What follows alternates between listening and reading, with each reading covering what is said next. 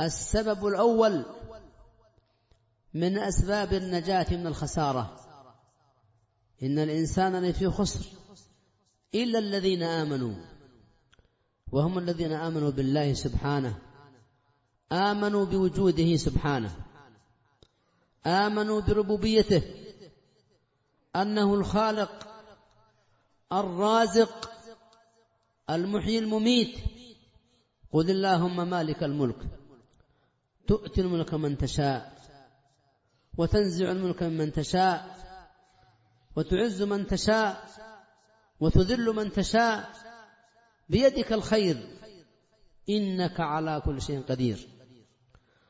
وهكذا آمنوا بألوهيته فأفردوه بالعبادة سبحانه وتعالى، لأن الله عز وجل ما خلق الخلق إلا لعبادته وتوحيده والإخلاص له، كما قال سبحانه: وما خلقت الجن والإنس إلا ليعبدون. وقال عز وجل: ولقد بعثنا في كل أمة رسولا أن يعبدوا الله واجتنبوا الطاغوت. وقال سبحانه: وما أرسلنا من قبلك من رسول إلا نوحي إليه أنه لا إله إلا أنا فاعبدون. فهكذا من حقق هذا التوحيد وهذا الإيمان بألوهيته سبحانه وتعالى، وكذلك الإيمان بأسمائه وصفاته، أن لا تسمي الله سبحانه إلا بما سمى به نفسه، وأن لا تصفه إلا بما وصف به نفسه سبحانه وتعالى، من غير تحريف ولا تعطيل ولا تمثيل ولا تكييف ولا تشبيه. ولله الأسماء الحسنى فادعوه بها وذروا الذين يلحدون في أسمائه. من آمن بهذا يا عباد الله أفلح، نجح، سعد في الدنيا والآخرة.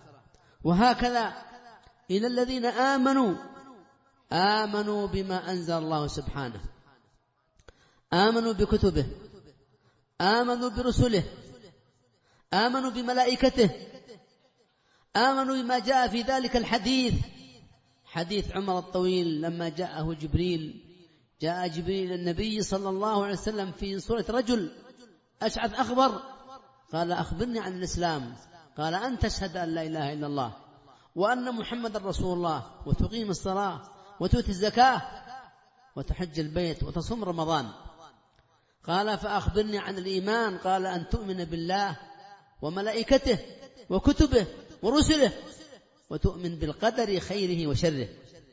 فإن من أركان الإيمان بالقدر، أن تؤمن بالقدر، أن الله سبحانه وتعالى خلق كل شيء فقدره تقديرا.